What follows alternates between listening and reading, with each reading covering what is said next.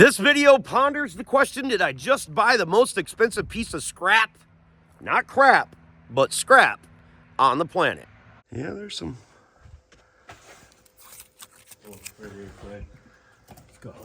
Oh yeah, frame rail is gonzo. What's going on, party people?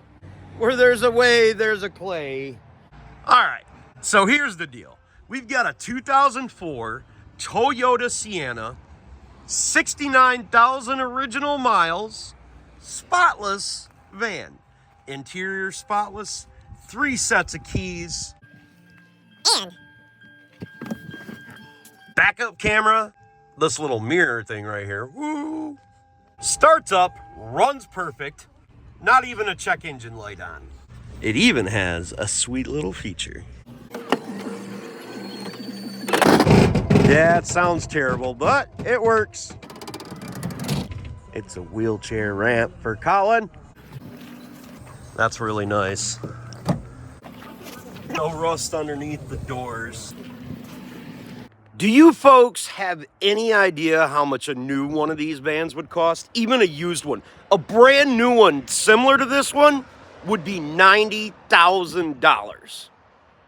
A used one, $30,000 to $40,000, maybe even $50,000 with 60,000 miles on it. I have no clue, but I know they didn't get it as cheap as mine. Really, not a lot of rust anywhere. Everything in this thing freaking works. Air conditioning, cruise control, clean green title, actual miles. Even all of this stuff. You know, it has triangles, fire extinguisher, spare tire, loading ramps. I guess just in case that ramp doesn't work. Power rear door. Cool ass freaking hidden pockets. All of this and more for $2,100 US. Ridiculously cheap. And if you wanted a wheelchair van, forget about it. It's not gonna happen, man. Not for 12 grand. And you would essentially get the same van, except they said it's really rusty underneath it. I don't know. I just drove the thing like 100 miles and it seemed perfectly fine, with the exception of the snow tires that are on the front of it. And the battery would not hold a charge after I drove it about 20 minutes or so, but now it seems to be starting up. So if it starts up every day, we're going to be A-okay. However, all of these vans with all of these electrical components that were installed aftermarket have parasitic draws, which we may have to figure out in the future. We need to get it up on the lift and see if the thing is as rusty as they say. And maybe then Clay will be having a bad day. But for right now, it's A-okay. Yeah, I'm sorry for the stupid rhyming dad ways. Okay, so our first look at what they were talking about. Yeah, there's definitely a lot of surface rust underneath here, but nothing I've never seen before and in better condition than most. I'm not quite sure yet. I want to make sure I have my jacks in a good spot. Yeah, that looks pretty damn beefy right there. Yeah, there's some.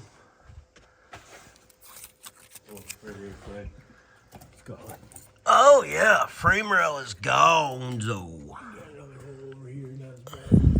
What we're gonna do, I can already tell.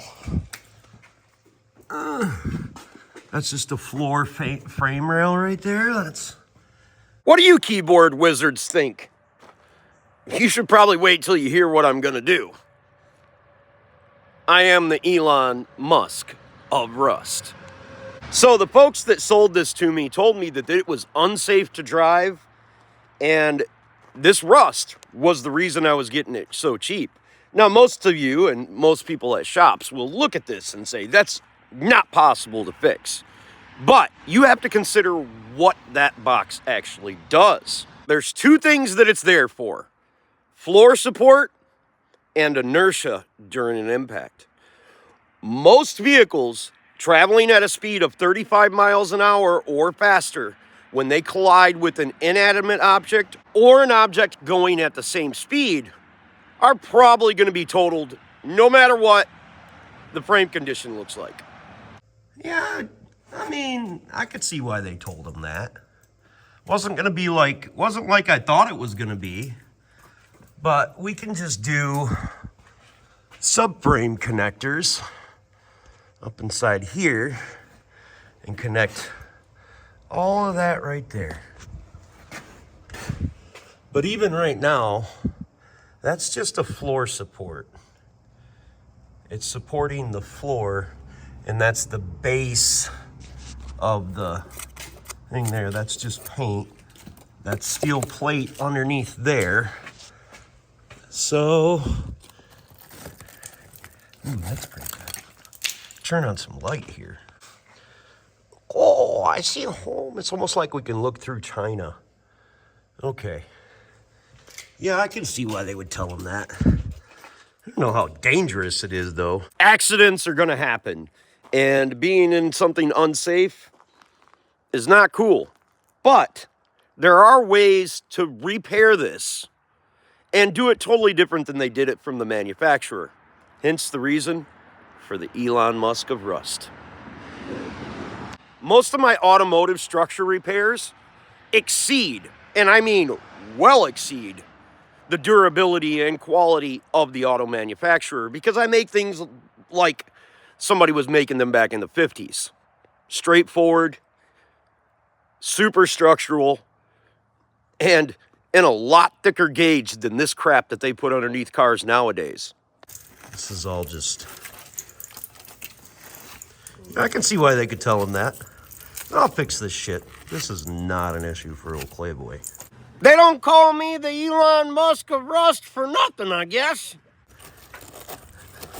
Clean it all out of there. There's a lot of it in there.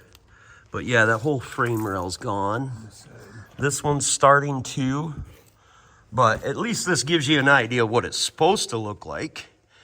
But I don't really see anything that if you just chopped this out and recreated all of this, you know, eventually this van would probably sag, I would guess, if you don't do like some frame connectors, something that runs down from here to there to the rear.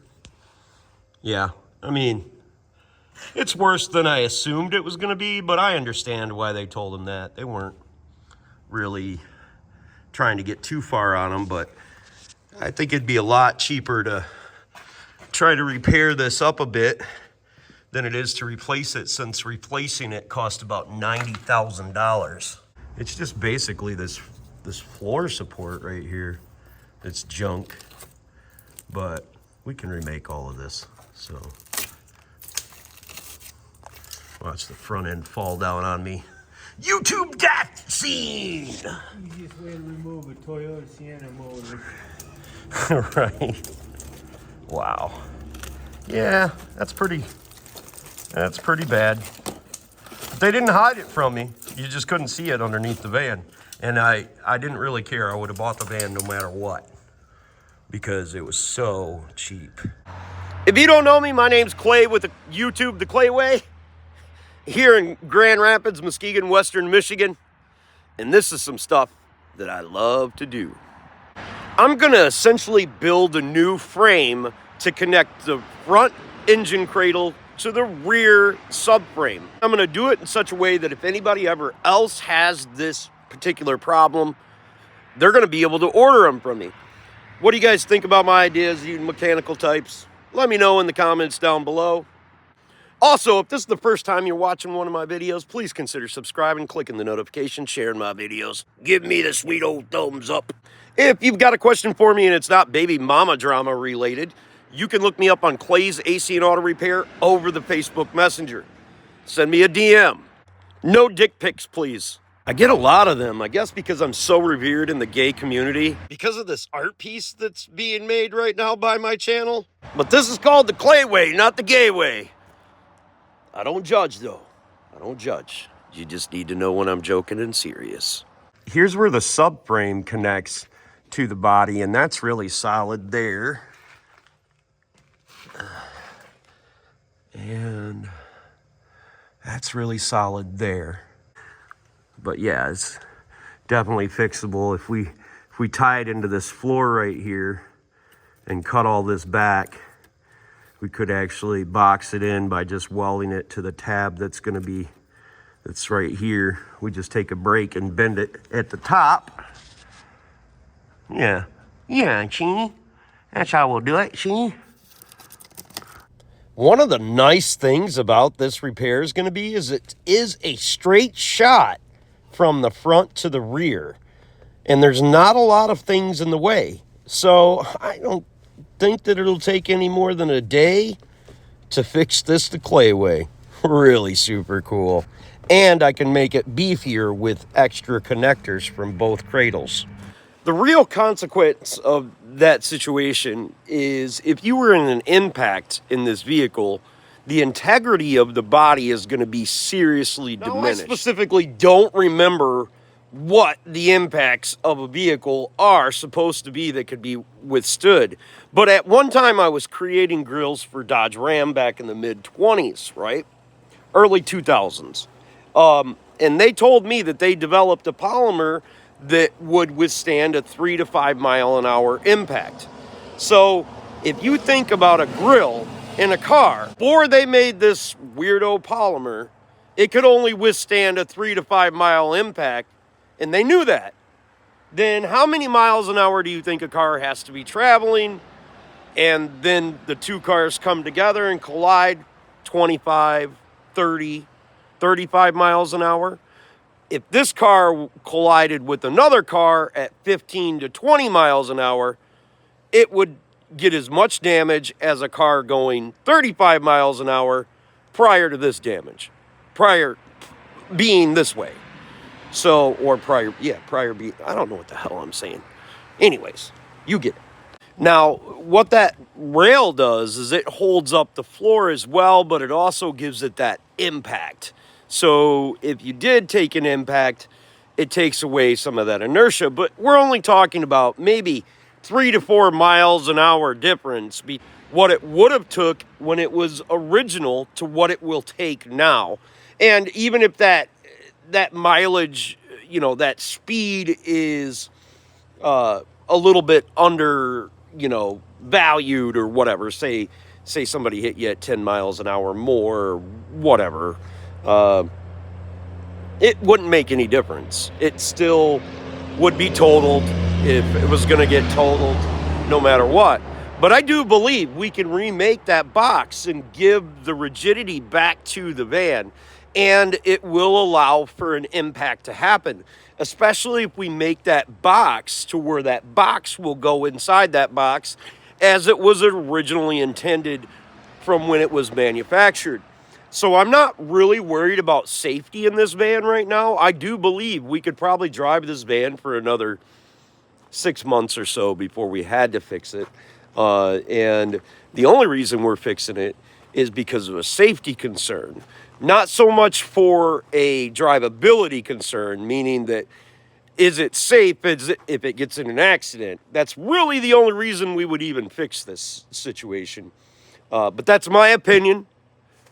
Structurally speaking, it is diminished. There's no doubt about it. They didn't tell them that so they could sell them a new van, even though I'm sure that they were seeing the money, because this place that I bought this from, these really good folks over in Muskegon, owned a business where they help the disabled get jobs, and disabled, mentally ill type people get jobs and do things. So I don't think that their